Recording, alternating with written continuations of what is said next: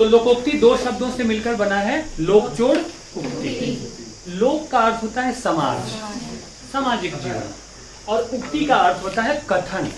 ठीक है, तो साधारण शब्दों में लोकोक्ति का अर्थ हुआ कि समाज में प्रचलित कथन को लोकोक्ति कहते हैं। आपने कहावत सुना, कहावत शब्द के बारे में जानते हैं ना? कहावतें, वो कहावतें वे कहावतें होती हैं जो पुरानी पीढ़ी से पीढ़ी दर पीढ़ी चली आ रही हैं। ठीक है ना, और उसे हम सुनते समझते आ रहे हैं। ठीक है, तो लोकोक्ति सामान्यतः अनुभवों पे आधारित वे कथन हैं जो पीढ़ी दर पीढ़ी समाज में प्रचलित हैं या चलते आ रहे हैं। आगे बात समझ में? ठीक है, जिसे हम कहावत भी कहते हैं। ठीक है, मैंने कहा कि लोकोक्ति क्या है? पीढ़ी दर पीढ़ी चलती आ रही है। ठीक है, अनुभव पे आधारित एक ऐसा कथन है जिसे हम पीढ़ी दर पीढ़ी सुनते आ रहे हैं। जैसे कि एक उदाहरण दो, केला चना भाड़ नहीं फोड़ सकता। नहीं सुना आपने? अच्छा, अधजल गगरी छलकत जाए, ये नहीं सुना? सुना है ना? अधजल गगरी छलकत जाए का मतलब क्या होता है? ज्ञान, जो अधूरा ज्ञान होता है ना, वो बहुत छलकता है। कम जानने वाला आदमी बहुत बोलता है। ठीक है, या फिर आपने ये नाच ना आवे सुना है? आपको ये बिल्कुल पता नहीं कि इसकी शुरुआत किसने की होगी, किसने लिखा, किसने बोला, लेकिन सदियों से परंपरा से आप भी इसका इस्तेमाल करते हैं। हमारे माता पिता ने भी किया, उनके माता पिता ने भी किया, पता नहीं कितने सालों से ये चीजें चलती चली आ रही हैं। तो अनुभव पर आधारित ऐसी उक्तियां जो पीढ़ी दर पीढ़ी स्थानांतरित होती चली आ रही हैं, उन्हें हम कहावत या लोकोक्ति कहते हैं। ठीक है बच्चों? चलिए अब लोकोक्ति की हम विशेषताओं पे प्रकाश डालेंगे। ठीक है, तो लोकोक्ति की जो सबसे पहली विशेषता होती है वह होती है कि स्वतः पूर्ण, यानी कि यह स्वयं में अपने आप में पूरी होती है। आई बात समझ में? कैसे पूरी होगी? इसका अर्थ जानने के लिए वाक्य में प्रयोग करना जरूरी नहीं होता है। आप देखेंगे कि मुहावरे का प्रयोग हमेशा वाक्यों में होता है, लेकिन लोकोक्ति का प्रयोग वाक्य में करना जरूरी नहीं होता है। ठीक है, जैसे आप कहते हैं ना, कहाँ राजा भोज कहाँ गंगू देवी, आप सीधे कह देते हैं कोई बात आई। ठीक है ना, कोई ऐसी बात आती है तो आप सीधे कह देते हैं कि कहाँ राजा भोज कहाँ गंगू देवी। आप इसको वाक्य में प्रयोग नहीं करते हैं। ठीक है, या फिर से ये भी आप कहते हैं एक अनार 100 बीमार। आई बात समझ में? तो ये वो लोकोक्तियां हैं जिनका जो स्वतः पूर्ण होती हैं और इनके प्रयोग के लिए वाक्य रचने की आवश्यकता नहीं। स्पष्ट है? दूसरी विशेषता है कि शब्द परिवर्तन के लिए कोई जगह नहीं होती है। शब्द परिवर्तन के लिए कोई जगह नहीं होने का मतलब है कि जब आप कहते हैं नाच न आवे आंगन टेढ़ा, ठीक है, तो इसमें आप बदलाव नहीं कर सकते। आप ये नहीं कह सकते कि आंगन टेढ़ा नाच न आवे। ठीक है, नाच आवे टेढ़ा आंगन, ऐसे आप कर सकते हैं? नहीं कर सकते हैं। तो इनमें शब्द परिवर्तन के लिए कोई अवकाश नहीं होता, यद्यपि मुहावरे में भी शब्द परिवर्तन का कोई अवकाश नहीं होता है। तीसरी विशेषता होती है लक्षणा या व्यंजना के गुणों से भरपूर होना। लक्षणा या व्यंजना क्या है? शब्द शक्तियां हैं। ठीक है ना, लक्षणा या व्यंजना का सामान्य अर्थ आप ये समझें कि जो बात कही जा रही है उसका कुछ विशेष अर्थ होता है। ठीक है, वही अर्थ नहीं होता है। जैसे कि मैं कहूं आपको चने चबाना, तो क्या आप नाक से चना चबाएंगे? नहीं चबाएंगे ना। तो इसका अर्थ क्या है? विशेष अर्थ है। नाको चने चबाना मतलब जीतोड़ ढंग से चुनौती देना। तो आई बात समझ में? तो लक्षणा या व्यंजना का क्या मतलब हुआ?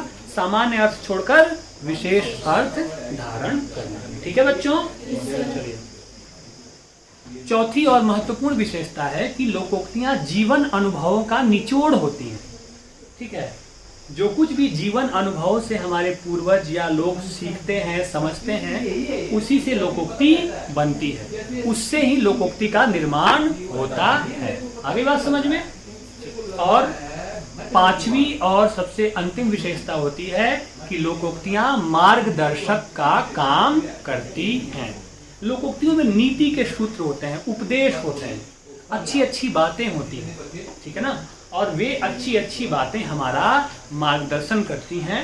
ठीक है ना, हमें बेहतर रास्ता सुझाती हैं। ठीक है, जैसे कि हम कहते हैं ना कि अब पछताए होत क्या जब चिड़िया चुग गई खेत। इसका अर्थ क्या है कि समय निकल जाने के बाद पछताने से कोई फायदा नहीं है। तो इसका दूसरा अर्थ यह भी है कि समय रहते सारे काम कर लेने चाहिए। तो क्या हुआ, यहाँ लोकोक्ति क्या कर रही है, आपका मार्गदर्शन कर रही है, आपको गाइड कर रही है कि ये अनुभवों का निचोड़ है भाई। कुल कितनी विशेषताएं हो गई? पहली विशेषता स्वतः पूर्ण होती है, दूसरी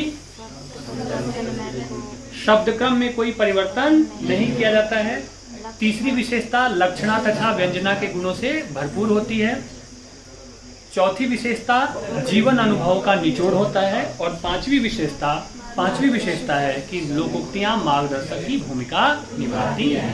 स्पष्ट है बात? चलो अब जानेंगे कि लोकोक्ति और मुहावरे में अंतर क्या है, ठीक है, या उनके प्रयोग में कैसे उनका प्रयोग में उनके अंतर क्या है। ठीक है बच्चों, सबसे पहला अंतर है वो अंतर आएगा कि मुहावरों का प्रयोग स्वतंत्र रूप से नहीं किया जाता है, लेकिन लोकोक्तियों का प्रयोग स्वतंत्र रूप से किया जा सकता है। कैसे? मुहावरे जब भी आएंगे, ठीक है, तो वाक्य में आएंगे। हिमांशु अपने अंधेरे घर का उजाला है, ठीक है, यानी कि इकलौता बेटा। अंधेरे घर का उजाला मतलब इकलौता बेटा। तो हिमांशु अंधेरे घर का उजाला है, सिर्फ अंधेरे घर का उजाला नहीं कह सकते। आई बात समझ में? यानी कि मुहावरों का अर्थ स्पष्ट करने के लिए वाक्य में उनका प्रयोग करना जरूरी होता है, जबकि लोकोक्तियों का वाक्य में प्रयोग करना जरूरी नहीं होता है। आप सामान्य अर्थों में भी बोल देते हैं कि नाच ना आवे आंगन टेढ़ा, या एक अनार 100 बीमार, ठीक है, या अब पछताए होत क्या जब चिड़िया चुग गई खेल। ठीक है ना?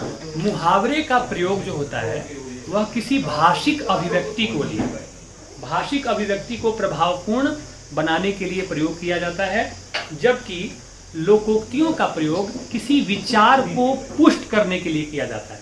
जैसे कि हम कहें ना कि अब समय बीत जाने पे कुछ नहीं होता, तब हम क्या बोलते हैं, अब पछताए होत क्या जब चिड़िया चुग गई के। तो ये एक विचार आया कि समय रहते ही सब कुछ कर लेना चाहिए, समय बीत जाने के बाद कुछ होता नहीं है। तो इस विचार को पुष्ट करने के लिए हम प्रयोग करते हैं अब पछताए होत क्या जब चिड़िया चुग गई खेत। लेकिन मुहावरे का प्रयोग हम भाषा में चमत्कार लाने के लिए या भाषा को प्रभावपूर्ण बनाने के लिए करते हैं। जैसे कि शीला और मीना दोनों 9-2-11, आई बात समझ में?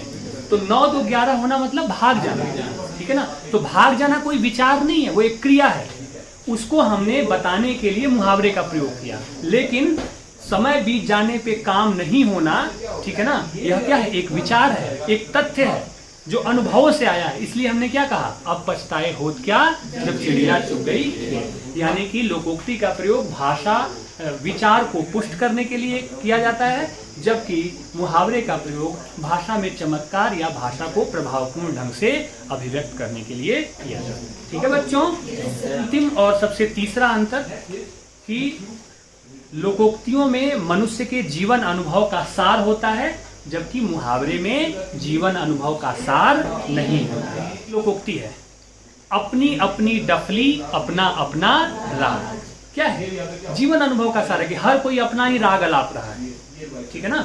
तो क्या है, जीवन अनुभव का सार है। लेकिन जब हम कहें 9-2-11 हो जाना, तो उसमें कोई जीवन अनुभव का सार नहीं है। जाहिर सी बात है, उसका मतलब है कि भाग गया कोई, ठीक है। या गाल फुलाना, गाल फुलाना मुहावरा है ना, इसका अर्थ क्या होता है, रूठ जाना। तो इसमें जीवन अनुभव का कोई सार नहीं है, एक सामान्य क्रिया है। लेकिन जब वही हम कहते हैं, ठीक है ना, कि हाथ कंगन को आरसी क्या, तो इसका मतलब ये होता है कि हाथ में आपने कंगन पहना तो इसको आईने की क्या जरूरत है, यानी कि प्रत्यक्ष को प्रमाण की कोई जरूरत नहीं होती है। तो यह क्या है, यहाँ पे जीवन अनुभव का सार मौजूद है। ठीक है बच्चों? तो तीन अंतर क्या क्या हो गया। पहला अंतर, मुहावरे का प्रयोग हमेशा वाक्य में होगा, लोकोक्ति का स्वतंत्र रूप से प्रयोग होगा। दूसरा, लोकोक्ति विचार को पुष्ट करने के लिए आती है, जबकि मुहावरा भाषा को प्रभावपूर्ण बनाने के लिए प्रयोग किया जाता है। और तीसरी विशेषता, लोकोक्ति में जीवन अनुभव का सार होता है, जबकि मुहावरों में जीवन अनुभव का सार नहीं होता है। आ गई बात समझ में? समझ गए आप लोग? ठीक से, बहुत ठीक से।